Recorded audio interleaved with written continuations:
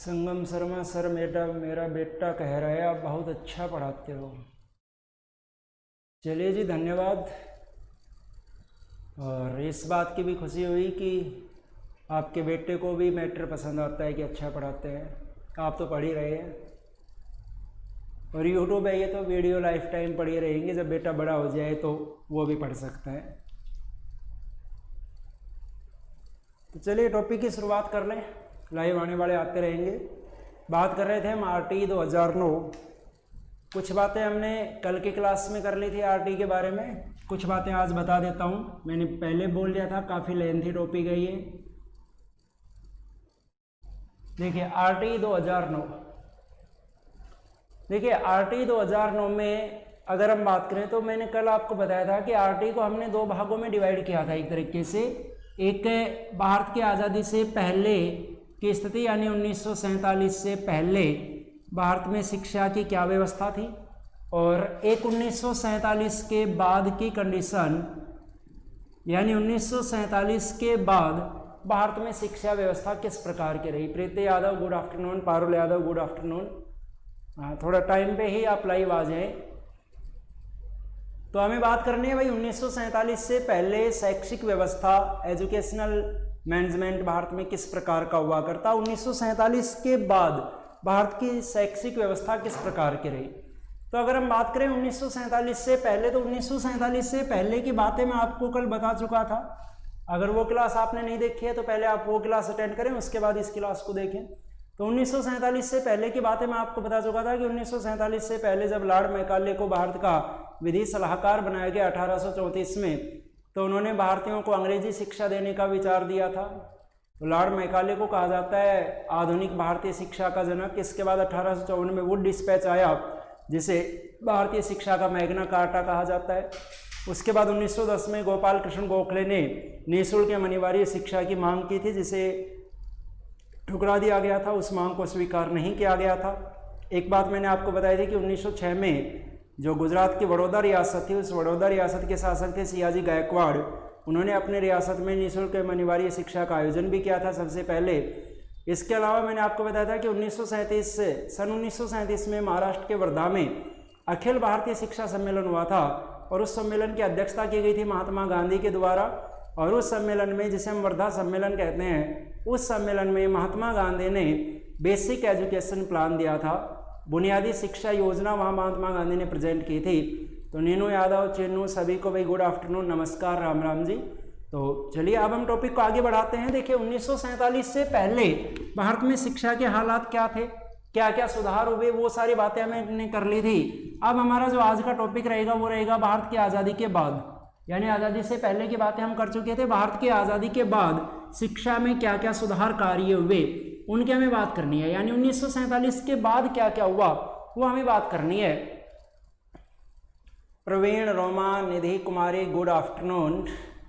तो चलिए भाई अब टॉपिक पे फोकस करते हैं। लगभग काफ़ी कैंडिडेट लाइव आ चुके हैं, तो टॉपिक की बात करते हैं। देखिए 1947 के बाद, जब 1947 में भारत आज़ाद हुआ, तो भारत की आज़ादी के बाद 1948 में डॉक्टर सर्वपल्ली राधाकृष्णन की अध्यक्षता में एक आयोग बनाया गया, जो भारत का सबसे पहला शिक्षा आयोग माना जाता है, स्वतंत्र भारत का पहला शिक्षा आयोग माना जाता है।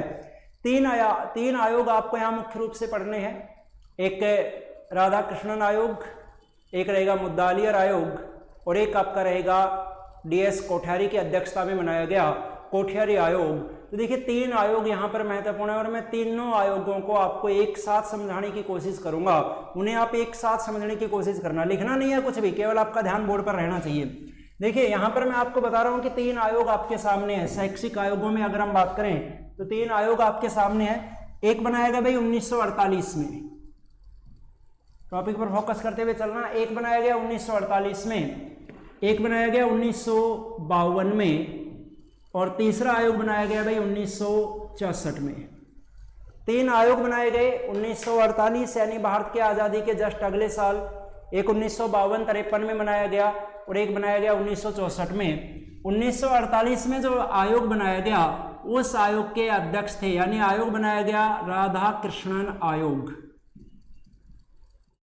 1948 में भाई बनाया गया राधाकृष्णन आयोग। इसके अध्यक्ष थे डॉक्टर सर्वपल्ली राधाकृष्णन, जिनके नाम पर इस आयोग को राधाकृष्णन आयोग कहा गया। 1952 में जो आयोग बनाया गया उस 1952 के आयोग को कहा जाता है मुद्दालियर आयोग। मुद्दालियर आयोग, इसके अध्यक्ष थे लक्ष्मण स्वामी मुद्दालियर, जिनके नाम पर इसे मुद्दालियर आयोग कहा जाता है। और तीसरा आयोग बनाया गया 1964 में। 1964 में जो तीसरा आयोग बना उसे हम कहेंगे कोठारी आयोग। जो तीसरा आयोग जो 1964 में बनाया गया उसे हम कहेंगे कोठारी आयोग। और कोठारी आयोग के अध्यक्ष थे डॉक्टर दौलत सिंह कोठारी। मैंने शॉर्ट में लिखा है DS कोठारी, आप शॉर्ट में भी याद रख सकते हैं। डॉक्टर DS कोठारी, दौलत सिंह कोठारी उस आयोग के अध्यक्ष थे। अब हमें ये तीन आयोग देखिए कंपैरिजन करते हुए पढ़ेंगे तो अच्छे समझ में आएगा। तीनों को एक साथ पढ़ेंगे अच्छे समझ में आएगा कि तीनों आयोगों को मैं आपको एक साथ समझा रहा हूं। सबसे पहले बनाया जाता है 1948 में डॉक्टर सर्वपल्ली राधाकृष्णन की अध्यक्षता में राधाकृष्णन आयोग। उसके बाद 1952-53 में लक्ष्मण स्वामी मुद्दालियर की अध्यक्षता में मुद्दालियर आयोग बनता है।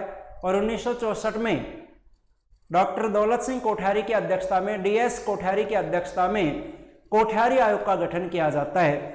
अब अगर हम बात करें कि देखिए 1947 में भारत आजाद हुआ और 1948 में आयोग बनाया गया राधाकृष्णन आयोग, तो इस राधाकृष्णन आयोग को मैं कह सकता हूं स्वतंत्र भारत का प्रथम शिक्षा आयोग। इसे हम कहेंगे स्वतंत्र भारत का प्रथम शिक्षा आयोग। नाम याद रखना, देखिए ये एग्जाम में पूछे जाते हैं विशेष रूप से। प्रथम शिक्षा आयोग, स्वतंत्र भारत का प्रथम शिक्षा आयोग था राधाकृष्णन आयोग। अब इनके कार्य देखते हुए जाएं, क्या क्या कार्य इनको सौंपे गए थे। राधाकृष्णन आयोग का कार्य था हायर एजुकेशन के बारे में सुझाव देना, जो उच्च शिक्षा हुआ करती उसके बारे में सुझाव देना। तो राधाकृष्णन आयोग ने अपना सुझाव क्या दिया, इन्होंने सुझाव दिया कि जो हायर एजुकेशन है उस हायर एजुकेशन को स्कूलिंग एजुकेशन से अलग कर दिया जाए। यानी इन्होंने सुझाव दिया कि कॉलेज शिक्षा को विद्यालयी शिक्षा से अलग कर दिया जाए, हायर एजुकेशन को स्कूली एजुकेशन से, स्कूलिंग एजुकेशन से अलग कर दिया जाए। यानी इनको जो जिम्मेदारी सौंपी गई थी वो हायर एजुकेशन के बारे में, इनको जिम्मेदारी सौंपी गई कॉलेज जो एजुकेशन होती है उसके बारे में सुझाव देने के लिए। इसलिए इस आयोग को कहा जाता है विश्वविद्यालय शिक्षा आयोग। इसलिए इस आयोग को हम कहेंगे विश्वविद्यालय शिक्षा आयोग। अब देखिए प्रश्न आपसे कभी भी ये नहीं पूछेगा कि राधाकृष्णन आयोग के अध्यक्ष कौन थे, क्योंकि नाम यहां पर आ रहा है। प्रश्न आपसे क्या पूछेगा कि विश्वविद्यालय शिक्षा आयोग के अध्यक्ष कौन थे। तो विश्वविद्यालय शिक्षा आयोग के अध्यक्ष कहलाएंगे, वो कहलाएंगे डॉक्टर सर्वपल्ली राधाकृष्णन। यानी इनको जिम्मेदारी सौंपी गई हायर एजुकेशन के बारे में सुझाव देने की। दूसरा आयोग आता है, वो दूसरा आयोग आता है मुद्दालियर आयोग। तो मुद्दालियर आयोग को जो जिम्मेदारी सौंपी गई थी वो जिम्मेदारी सौंपी गई थी सेकेंडरी एजुकेशन, जो सेकेंडरी एजुकेशन होती है 9th-10th क्लास की जो एजुकेशन होती है उस सेकेंडरी एजुकेशन के बारे में सुझाव देने के लिए। सेकेंडरी एजुकेशन जिसे हम हिंदी में बोलते हैं माध्यमिक शिक्षा, यानी इसकी जिम्मेदारी सौंपी गई माध्यमिक शिक्षा के बारे में सुझाव देना है। इसलिए मुद्दालियर आयोग का दूसरा नाम है माध्यमिक शिक्षा आयोग।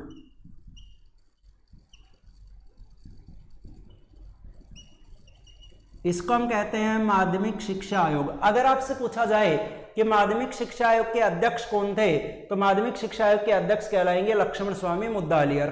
इसके बाद तीसरा आयोग आता है कोठारी आयोग। कोठारी आयोग को जिम्मेदारी सौंपी गई शिक्षा के बारे में सुझाव देने के लिए।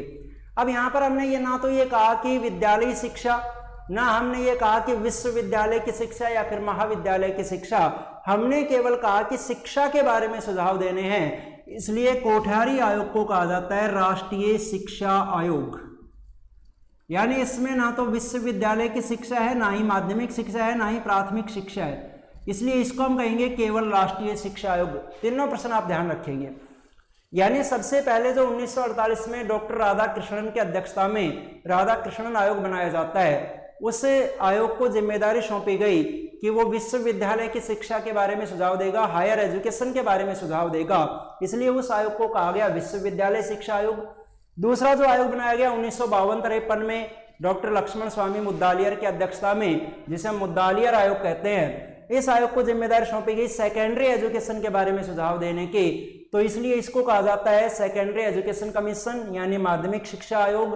और तीसरा जो आयोग बनाया गया कोठारी आयोग, जिसके अध्यक्ष थे डॉक्टर दौलत सिंह कोठारी, उसकी जिम्मेदारी थी शिक्षा के बारे में सुझाव देने हैं, इसलिए इसको कहा जाता है राष्ट्रीय शिक्षा आयोग। प्रश्न आपसे ये ही तीनों पूछे जाते हैं कि विश्वविद्यालय शिक्षा आयोग के अध्यक्ष कौन थे, तो आप कहेंगे डॉक्टर राधाकृष्णन। अगर आपसे पूछा जाए माध्यमिक शिक्षा आयोग के अध्यक्ष कौन थे, तो आप कहेंगे मुद्दालियर, लक्ष्मण स्वामी मुद्दालियर।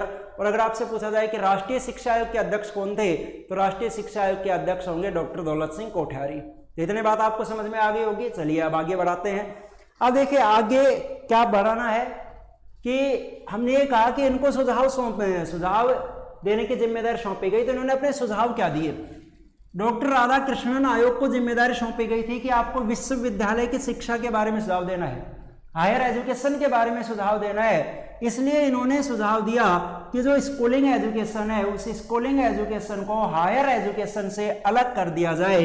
यानी इनका जो सुझाव था वो सुझाव ये था कि जो हायर एजुकेशन है, उस उच्च शिक्षा को, उस हायर एजुकेशन को अलग कर दिया जाए। यानी इन्होंने सुझाव दिया उच्च शिक्षा को अलग करने का सुझाव।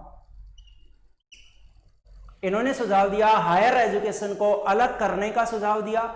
और इनके सुझाव को मानते हुए 1956 में 1956 में हायर एजुकेशन के लिए, ध्यान रखना, इनके सुझाव को मानते हुए 1956 में हायर एजुकेशन के लिए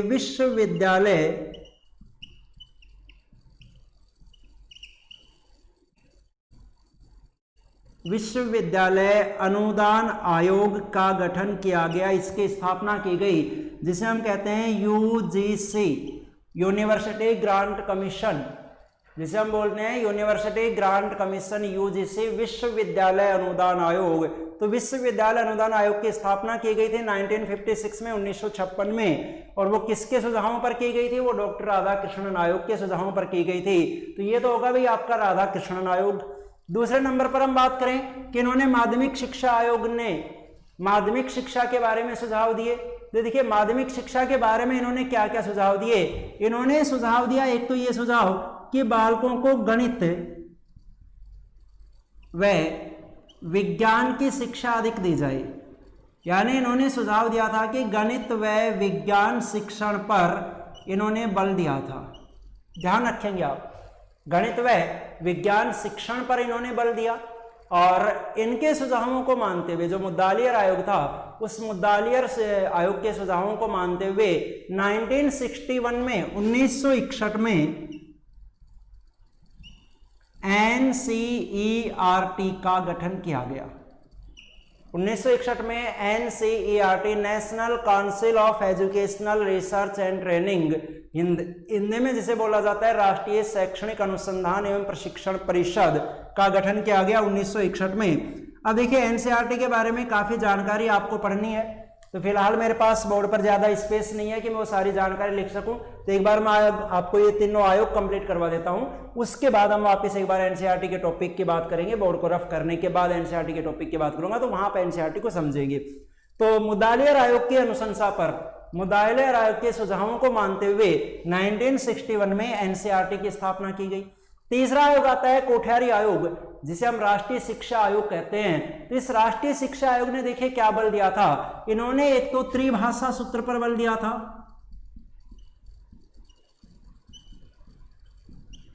त्रिभाषा सूत्र पर बल। अब त्रिभाषा सूत्र का मतलब क्या है कि बालकों को 3 भाषाएं पढ़ाई जाएं। 3 भाषाएं कौन सी होंगी? जिसमें एक होगी हिंदी और एक होगी अंग्रेजी। आपने देखा होगा 2 कंपलसरी लैंग्वेज होती हैं, हिंदी और अंग्रेजी। और थर्ड लैंग्वेज यानी तृतीय भाषा के रूप में कोई भी एक अलग से लैंग्वेज चुनी जाती है, जो हमारी रीजनल लैंग्वेज हो सकती है। जैसे अगर आप अपनी 8वीं या 10वीं की मार्कशीट उठाकर देखेंगे तो उसमें थर्ड लैंग्वेज के रूप में, उसमें एक जहां आपकी मार्कशीट होती है, जहां आपके मार्क्स दिखाए जाते हैं, वहां पर थर्ड लैंग्वेज लिखी हुई होती है। और हमारी इस एरिया में लगभग संस्कृत चलती है, वो अलग अलग क्षेत्रों में अलग अलग चलती है। तो थर्ड लैंग्वेज के रूप में कोई भी एक लैंग्वेज चुनी जाए, जैसे हमने थर्ड लैंग्वेज के रूप में संस्कृत को पढ़ा है। तो त्रिभाषा सूत्र पर बल दिया था कोठारी आयोग ने। दूसरा, इन्होंने वेपन एजुकेशन, आयुध शिक्षा पर बल दिया था इन्होंने।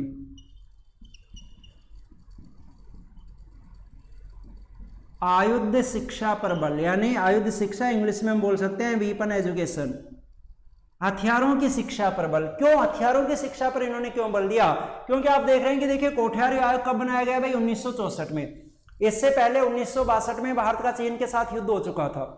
1962 में भारत का चीन के साथ युद्ध हो चुका था। तो आगे चलकर हमें अगर कभी भी युद्ध का सामना करने पड़े तो इसके लिए क्या किया गया कि बच्चों को स्कूलिंग एजुकेशन में ही हथियारों की जानकारी दे देनी चाहिए। बच्चों को उनके विद्यालय के समय में ही आयुध शिक्षा यानी वेपन एजुकेशन, हथियारों की जानकारी उनको दे देनी चाहिए। तो इन्होंने आयुध शिक्षा पर भी बल दिया, जो कि 1964 में जो आपका आयोग बनाया गया कोठारी आयोग।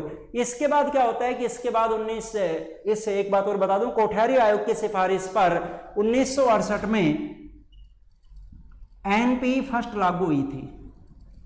एनपीई फर्स्ट, ध्यान रखना, NPE national policy for education, national policy for education, यानी जिसे हम कहेंगे एनपीई फर्स्ट। फर्स्ट मतलब प्रथम, नेशनल पॉलिसी ऑफ एजुकेशन, प्रथम राष्ट्रीय शिक्षा नीति लागू हुई थी 1968 में। किसकी सिफारिश पर? कोठारी आयोग। अब देखिए कि आपके तीनों आयोग कंप्लीट हो गए। क्या क्या पढ़ना है तीनों आयोग में? तीनों का गठन का समय याद रखना, कोठारी आयोग, मुद्दालियर आयोग और राधा कृष्णन आयोग, तीनों का समय याद रखेंगे आप। राधा कृष्णन आयोग गठित हुआ था 1948 में, 48-49 में, आप इसको इस तरीके से भी याद रख सकते हैं। मुद्दालियर आयोग का गठन हुआ था 1952-53 में और कोठारी आयोग का गठन हुआ था 1964 में। तीनों के अध्यक्ष आप याद रखेंगे कि इनके तीनों के अध्यक्ष कौन थे? तो राधा कृष्णन आयोग के अध्यक्ष थे डॉक्टर सर्वपल्ली राधाकृष्णन, मुद्दालियर आयोग के अध्यक्ष थे लक्ष्मण स्वामी मुद्दालियर और कोठारी आयोग के अध्यक्ष थे डॉक्टर दौलत सिंह कोठारी। इसके अलावा राधा कृष्णन आयोग आजादी के बाद पहला आयोग बनाया गया था, इसलिए राधा कृष्णन आयोग को स्वतंत्र भारत का प्रथम शिक्षा आयोग भी कहा जाता है। राधा कृष्णन आयोग, संगम शर्मा सर क्वेश्चन कैसे आते हैं इसमें से वही बता रहा हूं भाई माँ बाप को। देखिए प्रश्न एक तो सीधा सा ये बन गया कि तीनों का समय पूछा जा सकता है कि कौन से आयोग का गठन कब किया गया। तीनों आयोगों के अध्यक्ष पूछे जाते हैं। अब अध्यक्ष जब पूछेगा तो कभी भी ये लिख कर नहीं देगा कि मुद्दालियर आयोग के अध्यक्ष कौन थे, क्योंकि आंसर यहां पर आ रहा है लक्ष्मण स्वामी मुद्दालियर। तो तीनों में क्या पूछा जाता है? ये पूछा जाएगा कि विश्वविद्यालय शिक्षा आयोग के अध्यक्ष कौन थे। तो आपको पता है विश्वविद्यालय शिक्षा आयोग कौन से को कहते हैं? डॉक्टर राधाकृष्णन आयोग को। तो इसके अध्यक्ष हो जाएंगे डॉक्टर राधाकृष्णन। या पूछ ले माध्यमिक शिक्षा आयोग के अध्यक्ष कौन थे, तो आप बताएंगे लक्ष्मण स्वामी मुद्दालियर। या आपसे पूछ लिया जाए राष्ट्रीय शिक्षा आयोग के अध्यक्ष कौन थे, तो डॉक्टर दौलत सिंह कोठारी। अध्यक्ष का प्रश्न पूछा जा सकता है। तीसरा, इनके सुझाव और इनके कार्य, यानी जैसे अगर आपसे ये पूछ लिया जाए कि उच्च शिक्षा को अलग करने का सुझाव कौन से आयोग ने दिया था, तो आप कहेंगे राधाकृष्णन आयोग ने दिया था। या पूछ लिया जाए कि भारत में यूजीसी का गठन किस आयोग के सुझावों पर किया गया, किस आयोग की सिफारिश पर किया गया, तो राधाकृष्णन आयोग के सुझावों पर यूजीसी का गठन किया गया। अगली बात कि कौन से आयोग ने गणित व विज्ञान शिक्षण पर बल दिया, मुद्दालियर आयोग ने बल दिया था। कौन से आयोग की सिफारिश पर एनसीईआरटी की स्थापना हुई, तो एनसीईआरटी की स्थापना मुद्दालियर आयोग की सिफारिश पर हुई थी। इधर आप देखें कौन से आयोग ने त्रिभाषा सूत्र पर बल दिया, कौन से आयोग ने आयुध शिक्षा पर बल दिया, तो हम कहेंगे कोठारी आयोग। या फिर पूछ लिया जाए कि कौन से आयोग की अनुशंसा पर भारत की पहली राष्ट्रीय शिक्षा नीति लागू हुई, तो पहली राष्ट्रीय शिक्षा नीति लागू हुई थी कोठारी आयोग की अनुशंसा पर। तो आपको देखिए याद क्या करना है, बहुत इजी मैटर है। दिखने में आपको मैटर बहुत ज्यादा लग रहा होगा लेकिन बहुत इजी है। सबसे पहले आप याद करेंगे कि राधाकृष्णन आयोग बनाया गया जिसका कार्य था हायर एजुकेशन के बारे में सुझाव देना।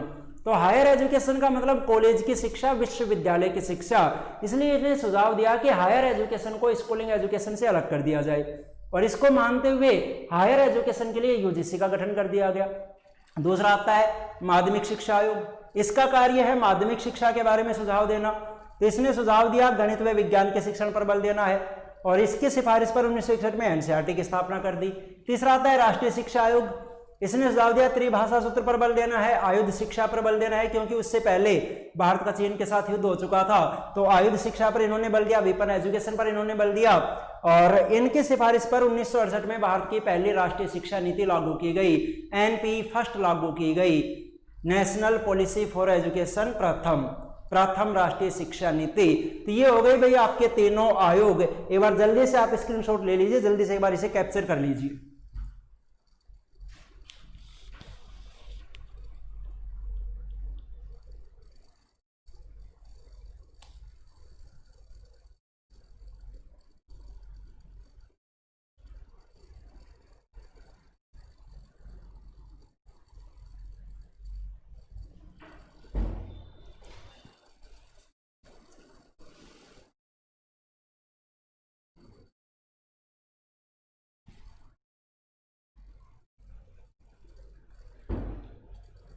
हाँ जी, आपने इसे कैप्चर कर लिया होगा।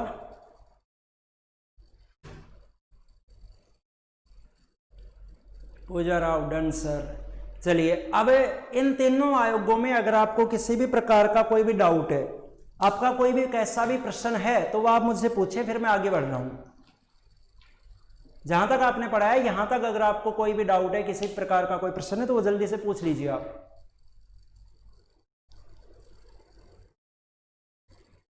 रोमा यादव, डन। संगम शर्मा, यस सर। तो बताएं एक बार आप मुझे जल्दी से, या तो अपनी सहमति दें कि आगे चला जाए, या फिर किसी प्रकार का कोई प्रश्न है तो वो पूछिए फिर।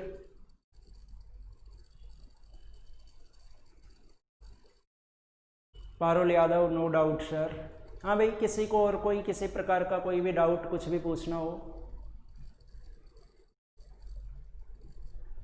Neenu, yes sir. Roma Yadav, no doubt. तो चलिए आगे चलते हैं। अब मैंने कहा था कि आगे आपको क्या पढ़ना है। देखिए यहां पर मैंने आपको ये बताया था कि माध्यमिक शिक्षा आयोग की अनुशंसा पर 1961 में एनसीईआरटी का गठन किया गया। 1961 में एनसीईआरटी की स्थापना की गई। तो मैंने कहा था कि एनसीईआरटी के टॉपिक को थोड़ा सा हम पढ़ेंगे। क्या है एनसीईआरटी? संगम शर्मा ने पूछा कि सर त्रिभाषा सूत्र वाला बता दो। देखिए त्रिभाषा सूत्र का मतलब यह है कि हमें बालक को 3 भाषाएं पढ़ानी है। वो 3 भाषाएं कौन कौन सी होंगी? जिनमें से एक हिंदी भाषा पढ़ानी है, एक अंग्रेजी भाषा पढ़ानी है। दोनों कंपलसरी लैंग्वेज होती हैं, आपको पता है अच्छे तरीके से, दोनों कंपलसरी लैंग्वेज हैं। इसके अलावा तीसरी भाषा के रूप में कोई भी एक रीजनल लैंग्वेज, कोई भी एक क्षेत्रीय भाषा पढ़ाई जाएगी। जैसे हमने लगभग सभी ने थर्ड लैंग्वेज के रूप में संस्कृत को पढ़ा है।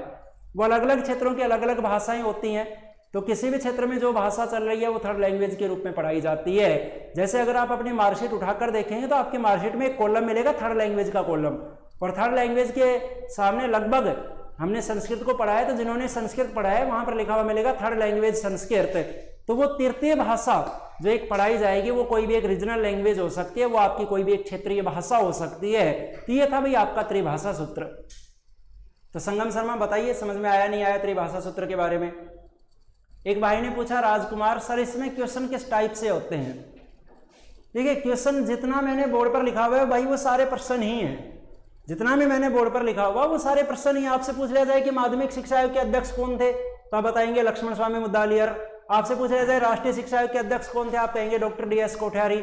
आप से पूछ लिया जाए विश्वविद्यालय शिक्षा आयोग के अध्यक्ष कौन थे, आप कहेंगे डॉक्टर राधाकृष्णन। या पूछ लिया जाए एनसीईआरटी की स्थापना कौन से आयोग की सिफारिश पर हुई, तो इस आयोग की सिफारिश पर हुई थी। राजकुमार ने पूछा सर मातृभाषा नहीं होगी क्या? भाई बिल्कुल हो सकती है, मातृभाषा भी हो सकती है। मैंने आपको क्या कहा कि रीजनल लैंग्वेज हो सकती है। रीजनल लैंग्वेज का मतलब जो उस क्षेत्र में बोली जाती है। जैसे अगर हम हमारे एरिया की बात करें, हम हमारे रीजन की बात करें, तो हमारी जो रीजनल लैंग्वेज है और हमारी जो मातृभाषा है वो सेम ही है। सॉरी, हमारी जो मातृभाषा है वो हिंदी है।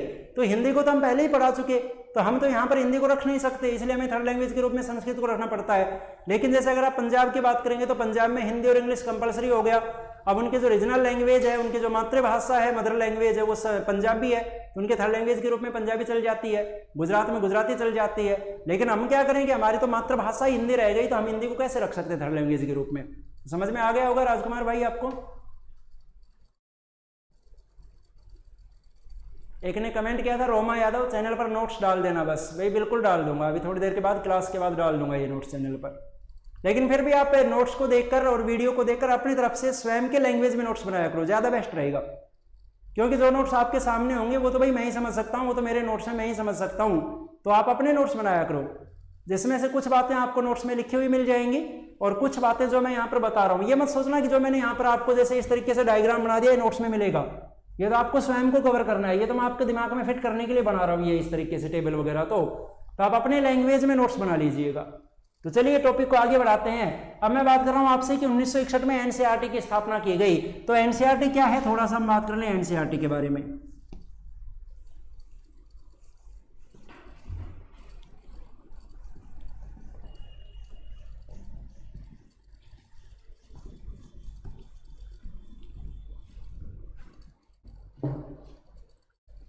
देखिए भाई यहां हम बात करें एनसीईआरटी, जिसे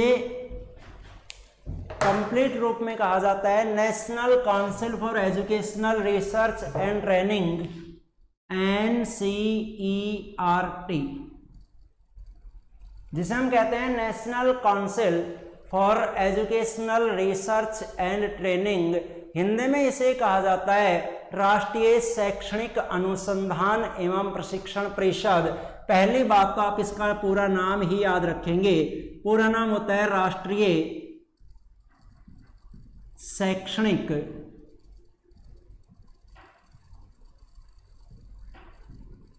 अनुसंधान एवं प्रशिक्षण परिषद, national council for educational research and training. तो देखिए एनसीईआरटी के बारे में 2-4 प्रश्न हैं जो एग्जाम में आ सकते हैं, वो मैं आपको बताता हूं कि कौन कौन से प्रश्नों की परीक्षा में पूछे जाने की संभावना है। तो सबसे पहली बात तो कि एनसीईआरटी की स्थापना कब हुई वो मैंने आपको बता दिया कि एनसीईआरटी की स्थापना हुई थी 1961 में, 1961 ईस्वी में एनसीईआरटी की स्थापना की गई थी। इसके बाद अगली बात हम करें कि 1961 में भाई एनसीईआरटी की स्थापना की गई।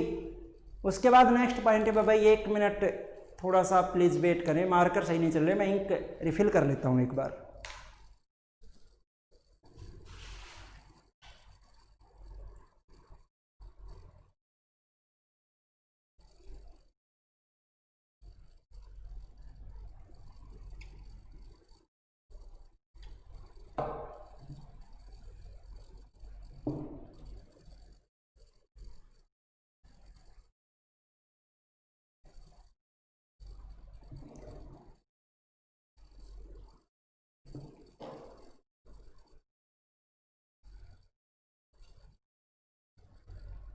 चलिए अगली बात करते हैं। देखिए 1961 में भाई एनसीईआरटी की स्थापना की गई।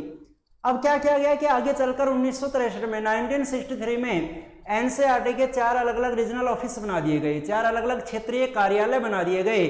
मैंने कहा कि 1963 में 1963 ईस्वी में एनसीईआरटी के 4 रीजनल ऑफिस बनाए गए, रीजनल जोन बनाए गए, 4 क्षेत्रीय कार्यालय इसके खोले गए। कब? 1963 में। अब वो 4 कौन कौन से रीजनल जोन थे वो आपको देखना है, कौन कौन से रीजनल ऑफिस यहाँ पर स्थापित किए गए। तो देखिए एक मैं आपको छोटा सा एक ट्रिक सा बता देता हूँ याद करने के लिए। A, M, B, B और S, वैसा ये आप याद रख लेंगे, A, M, B, B, S। जैसे MBBS होता है ना, एक कोई भी डॉक्टर होता है, मान लीजिए आप किसी डॉक्टर को पुकार रहे हैं, बोले A MBBS, A मतलब आप किसी को पुकार रहे हैं, A MBBS, तो आप इस तरीके से याद रख लेंगे। तो देखिए यहां पर एस से जो बनेगा वो एस से बन जाएगा अजमेर,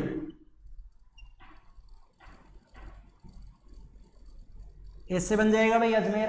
अगर हम बात करें अगला शब्द आपके सामने अगला लेटर आया M, तो M से बन जाएगा मैसूर जो कि कर्नाटका में है, अजमेर जो कि राजस्थान में है।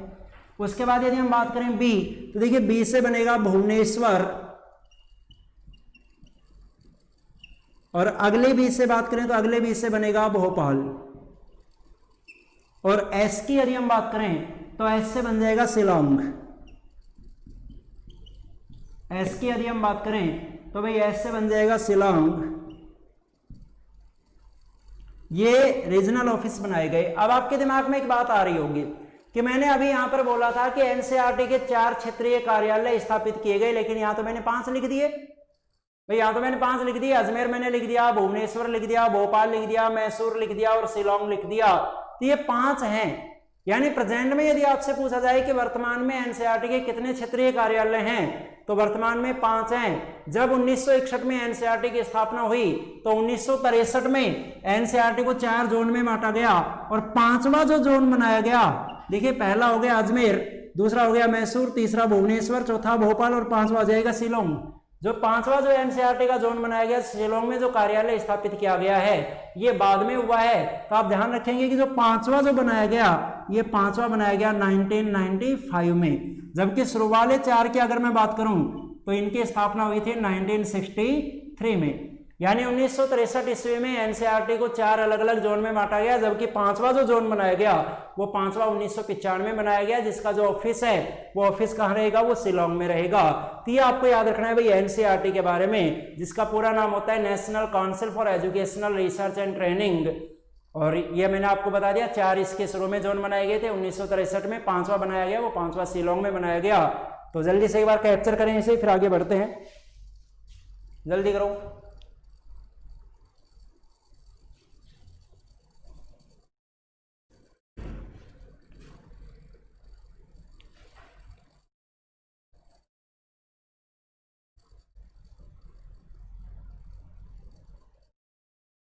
हाँ जी, इसे कैप्चर कर लिया होगा, स्क्रीनशॉट आपने ले लिया होगा।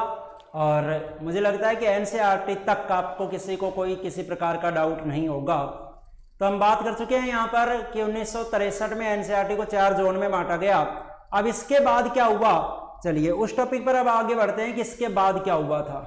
तो यहाँ तक किसी को कोई भी डाउट है तो आप पूछ सकते हैं।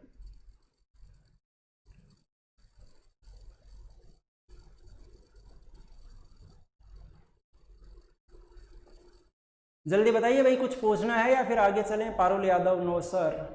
चलिए आगे बढ़ाते हैं फिर टॉपिक को। 1900 तीनों आयोगों की हमने आज बात कर ली, एनसीईआरटी की हमने बात कर ली।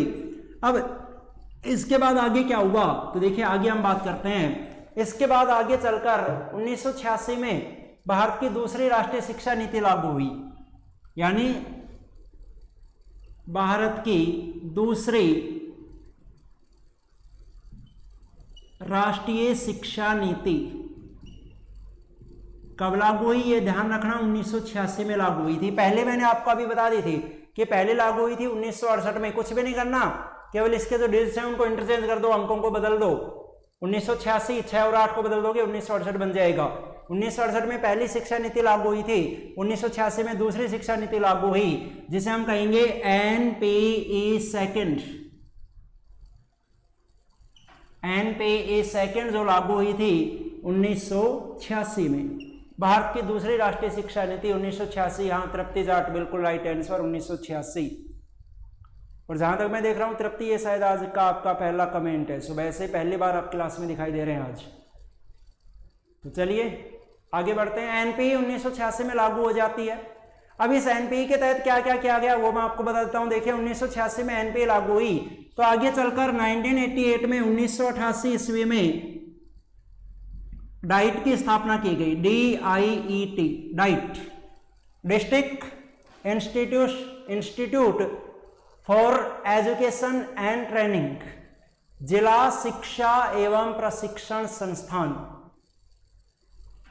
एंड यहाँ एनपीई 1986 के तहत 1988 में डाइट की स्थापना की गई। डाइट की स्थापना की गई, डाइट जिसका पूरा नाम होता है देखिए डिस्ट्रिक्ट इंस्टीट्यूट फॉर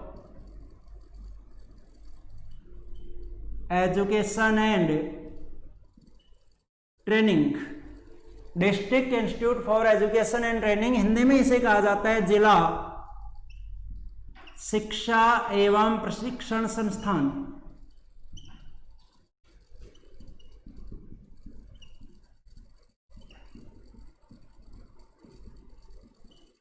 जिला शिक्षा एवं प्रशिक्षण संस्थान 1988 में स्थापना की गई डाइट की। इसी के तहत एक कंसेप्ट लाया गया था, जिस कंसेप्ट का नाम था पिंक बुक कंसेप्ट। ध्यान रखना, बहुत महत्वपूर्ण है। इसी के तहत पिंक बुक कंसेप्ट लाया गया। ये पिंक बुक कंसेप्ट किसके लिए था? ये कंसेप्ट था बालिकाओं के नामांकन बढ़ाने के लिए, यानी बालिका शिक्षा को बढ़ावा देने के लिए।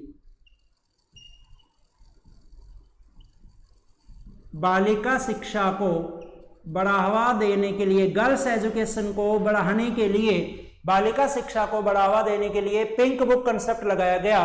ध्यान रखना, बहुत महत्वपूर्ण कंसेप्ट है भैया। क्या था पिंक बुक कंसेप्ट, वो मैं आपको बताता हूं। देखिए पहले क्या हुआ करता कि अगर एक कोई भी विद्यालय है तो उस विद्यालय में बालिकाओं के लिए अलग से वॉशरूम की व्यवस्था नहीं हुआ करती, गर्ल्स के लिए अलग से शौचालय की व्यवस्था नहीं हुआ करती। यानी एक ही वॉशरूम है जिसमें गर्ल्स एंड बॉयज दोनों जाते थे। तो जो गर्ल्स के जो पेरेंट्स हुआ करते वो पेरेंट्स एक तरीके से अपनी बालिकाओं को स्कूल में भेजने से झिझकते थे, क्योंकि सीधी सी बात है भाई, जब स्कूल में एक ही वॉशरूम है उसी में लड़के लड़के दोनों को जाना पड़ रहा है, तो लड़कियों को कहीं ना कहीं या तो स्कूल के बाहर कहीं खुले मैदान में या खेतों वगैरह में वॉशरूम जाना पड़ता था। तो बालिकाओं के पेरेंट्स अपनी बालिकाओं को, अपने लड़कियों को स्कूल में भेजने से झिझकते थे। इसके लिए क्या किया गया कि बालिकाओं का नामांकन बढ़ाने के लिए, उनका एनरोलमेंट बढ़ाने के लिए पिंक बुक कंसेप्ट लाया गया। और पिंक बुक कंसेप्ट के तहत, इस पिंक बुक कंसेप्ट के तहत प्रत्येक विद्यालय में बालिकाओं के लिए अलग से शौचालय की व्यवस्था की गई। यानी पिंक बुक कंसेप्ट क्या था? बालिकाओं के लिए प्रत्येक विद्यालय में पृथक शौचालय। अब आपने देखा होगा कि अब वर्तमान में हर एक स्कूल में लड़कियों के लिए अलग से वॉशरूम होता है, लड़कों के लिए अलग से होता है। तो बालिकाओं के लिए प्रत्येक विद्यालय में जो अलग से वॉशरूम की स्थापना की गई, जो पृथक शौचालय की जो बनाए जा रहे हैं, वो किसके तहत बनाए जा रहे हैं? वो पिंक बुक कंसेप्ट के तहत बनाए जा रहे हैं। तो ये आप ध्यान रख लेंगे। एनपी 1986, एनपी 1986 में क्या क्या हुआ कि 1988 में डाइट की स्थापना की गई और इसी के साथ साथ पिंक बुक कंसेप्ट लाया गया। पिंक बुक कंसेप्ट क्या था कि पिंक बुक कंसेप्ट बालिका शिक्षा को बढ़ावा देने के लिए था। और इस पिंक बुक कंसेप्ट के तहत प्रत्येक विद्यालय में यहां पर बालिकाओं के लिए पृथक शौचालय की स्थापना की गई। तो देखिए, ध्यान रखेंगे आप, यहां से दो प्रश्न आपके सामने आते हैं कि बालिका शिक्षा को बढ़ावा देने के लिए कौन सा कंसेप्ट लगाया गया, तो आप याद रखेंगे पिंक बुक कंसेप्ट। इसके अलावा कि प्रत्येक विद्यालय में बालिकाओं के लिए अलग से शौचालय की व्यवस्था किसके तहत की जा रही है? तो पिंक बुक कंसेप्ट के तहत प्रत्येक विद्यालय में बालिकाओं के लिए अलग से शौचालय की व्यवस्था की जा रही है। तो ये भाई आपकी हो गई एनपी सेकंड 1986 की राष्ट्रीय शिक्षा नीति। एक बार जल्दी से कैप्चर करो इसे।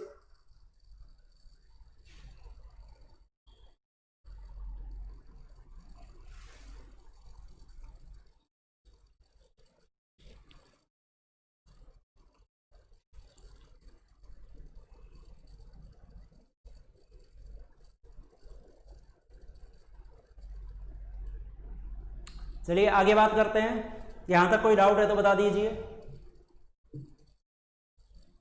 Roma Yadav already done sir. चलिए बहुत अच्छी बात है, आप साथ में स्क्रीनशॉट लेते रहा करें।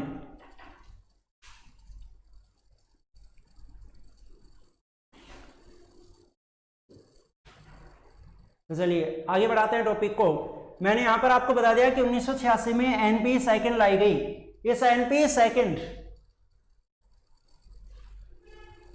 पारुल यादव सर ये पिंक बुक कंसेप्ट इंग्लिश में ही लिखा है क्या? भाई नहीं, ये वैसे भी लिखा सकता है गुलाबी पुस्तक अवधारणा। हिंदी में अगर इसे हम कहें तो हिंदी में हम इसको बोलते हैं गुलाबी पुस्तक अवधारणा, लेकिन वो थोड़ा अटपटा सा लगता है। तो आप ध्यान रखें, पिंक बुक कंसेप्ट याद रख लें, क्योंकि हिंदी और इंग्लिश दोनों लैंग्वेज में पेपर सेट होता है।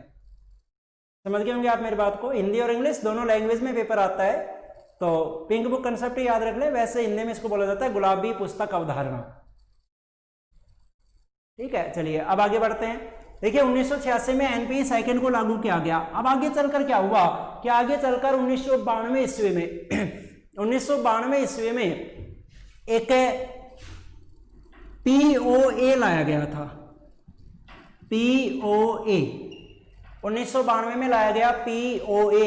इसको हम कहेंगे प्रोग्राम ऑफ एक्शन, हिंदी में बोला जाता है कार्य योजना 1992, प्रोग्राम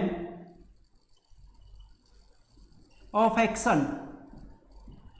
पीओए का पूरा नाम है भी प्रोग्राम ऑफ एक्शन, और इसे हिंदी में कहा जाता है कार्य योजना।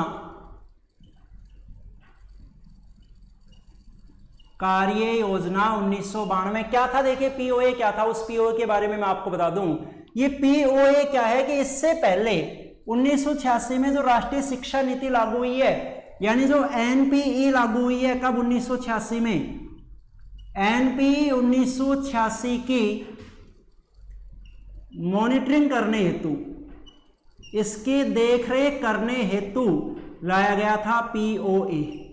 यानी एनपी 1986 की मॉनिटरिंग करने के लिए क्या लगाया गया? पीओए लाया गया 1992 में। और क्या किया गया कि जब 1992 में, हाँ तृप्ति जाट 1992 प्रोग्राम ऑफ एक्शन, बिल्कुल हिंदी में कहा जाता है कार्य योजना, एनपी 1986 में लागू हुई थी। तो इस पीओए में क्या किया गया कि इस पीओए में एक बार दोबारा से जो अपनी 1986 की जो एनपी थी, जो नेशनल पॉलिसी थी, उसी में थोड़ा सा सुधार कर दिया गया। टॉपिक को समझने की कोशिश करना कि इस एनपी की मॉनिटरिंग करने के लिए पीओए लगाया गया। और पीओए के तहत क्या किया गया कि पीओए के तहत इस एनपी में थोड़ा सा संशोधन किया गया, इसमें थोड़ा सा सुधार किया गया, इसलिए पीओए को बोला जाता है आरपीई 1992। ध्यान रखना, पीओए का दूसरा नाम है आरपीई 1992, यानी रिवाइज्ड पॉलिसी फॉर एजुकेशन। राजकुमार ने पूछा सर पिंक बुक की भी कोई डेट है क्या? भाई 1988 में था, डाइट भी पिंक बुक भी। आरपीई 1992 यानी रिवाइज्ड पॉलिसी फॉर एजुकेशन।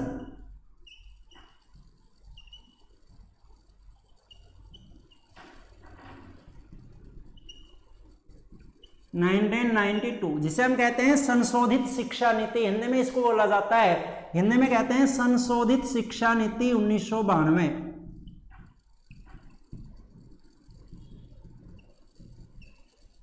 संशोधित शिक्षा नीति 1992 आरईपी, रिवाइज्ड पॉलिसी फॉर एजुकेशन। हाँ बिल्कुल 1992 में लगा था तृप्ति ये।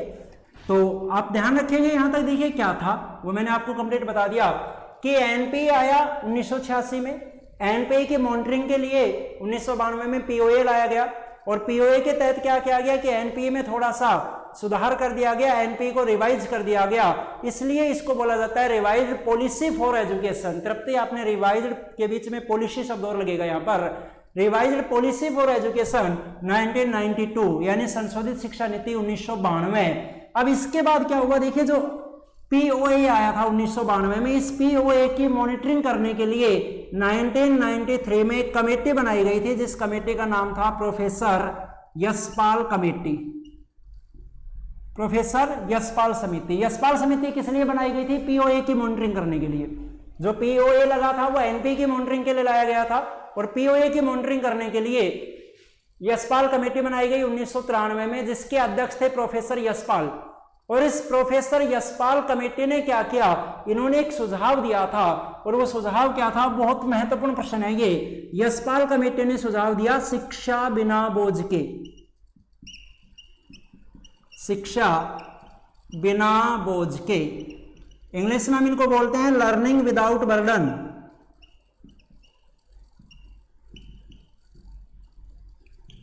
लर्निंग विदाउट बर्डन, शिक्षा बिना बोझ के।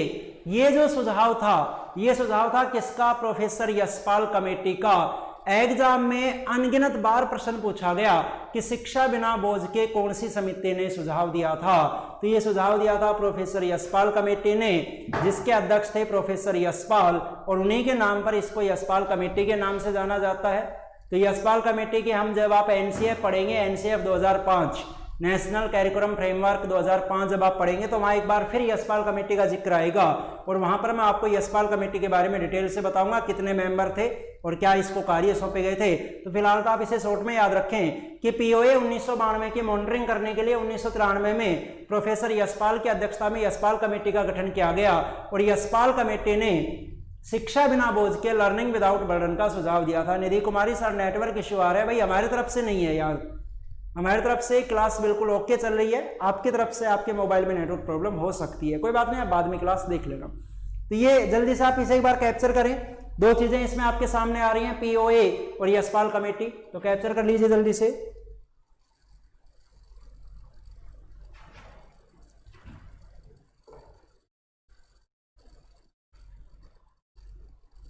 तृप्ति जाट बफ हो रही है सर, भाई बफरिंग हो रही है। राजकुमार ने पूछा गुरुजी ईवीएस की क्लास का भी कुछ बताना। भाई ईवीएस की क्लास का अभी तो मैं आपको कुछ नहीं बता सकता, लेकिन इतना कह सकता हूं कि जल्दी ही ईवीएस की क्लास आपके सामने प्रेजेंट की जाएगी, जल्दी हम क्लास लेकर आएंगे। आपने एक चीज नोटिस की हो तो हमारी क्लास सुबह 9 बजे शुरू हो रही है और रात को 8 बजे तक कंटिन्यू क्लास चल रही है। स्टूडियो 9 बजे से लेकर 8 तक कंटिन्यू बिजी है, तो कहीं ना कहीं हमें एडजस्ट तो करना पड़ेगा, कुछ ना कुछ एडजस्ट करना पड़ेगा, मतलब क्लासों को ऐसे करना पड़ेगा कि 3 दिन एक टीचर की क्लास, 3 दिन दूसरे टीचर की, इसी प्रकार से ईवीएस की क्लास सेट हो पाएगी, तो करेंगे एडजस्ट, मंडे से करेंगे। तो ये भाई आपने देखिए बात कर ली आज़ादी के बाद 1947 के बाद क्या हुआ, 1947 के बाद क्या हुआ वो हमने बात कर ली। अब इसके बाद क्या होता है कि आगे चलकर 2002 में यशपाल कमेटी तक आप समझ चुके।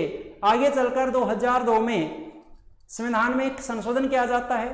संशोधन था 86वां संशोधन, और उस 86वें संशोधन के द्वारा शिक्षा को मौलिक अधिकार के रूप में आर्टिकल 21 क में जोड़ दिया गया था। वहां से आपका जो मेन टॉपिक है वो मेन टॉपिक स्टार्ट हो जाएगा। अब ये हमने बात की है केवल आरटीई की पृष्ठभूमि के बारे में, आरटीई की भूमिका की हमने बात कर ली। अब इसके बाद कल से आपका टॉपिक शुरू होगा,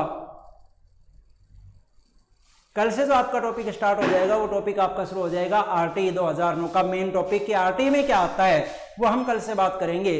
राजकुमार ने कहा सर कल मंडे ही तो था। भाई कल का तो जा चुका, मैं आने वाले मंडे की बात कर रहा हूं यार, इतना तो आप भी समझ रहे हैं। तो जो आपने आज पढ़ा है इसमें अगर किसी प्रकार का किसी को भी डाउट है तो प्लीज कंसल्ट कर लीजिए, वरना फिर आगे कल आगे कल बात करते हैं। हाँ संगम शर्मा बिल्कुल नेक्स्ट मंडे। तो यहाँ तक किसी भी भाई को अगर किसी प्रकार की समस्या है तो पूछ सकता है, वो कोई भी क्वेश्चन हो तो पारुल यादव ओके सर। तो चलिए किसी प्रकार का कोई डाउट नहीं है तो अब कल से क्लास को कंटिन्यू करते हैं। और मैंने बता दिया कल मैं बात करूँगा 86वें संशोधन से शुरू करते हुए, जहाँ आपका आरटीई का मेन टॉपिक शुरू हो जाएगा। बफरिंग होती है सर। चलिए अगर हमारी तरफ से कोई टेक्निकल प्रॉब्लम होगी तो अभी सुधारते हैं उसे, बाकी मुझे नहीं लगता कि बफरिंग हो रही है क्योंकि मेरे पास वीडियो बिल्कुल ओके चल रही है, जैसा कि मैं स्क्रीन पे देख पा रहा हूँ बिल्कुल सही चल रहा है। आपके कमेंट भी मुझे बिल्कुल एट टाइम दिखाई दे रहे हैं। ठीक है, कल मिलते हैं दोस्तों ऐसे टाइम। बस ये रिक्वेस्ट है थोड़ा सा टाइम से लाइव आ जाया करो, वेट करना पड़ता है 2-4 मिनट, तो थोड़ा सा टाइम से लाइव आ जाया करो। ठीक है, तृप्ति जाट बफरिंग हो रही है तो करते हैं इसका सॉल्यूशन। अभी सॉल्यूशन करेंगे, नेक्स्ट क्लास में नहीं होगी। ओके, धन्यवाद दोस्तों।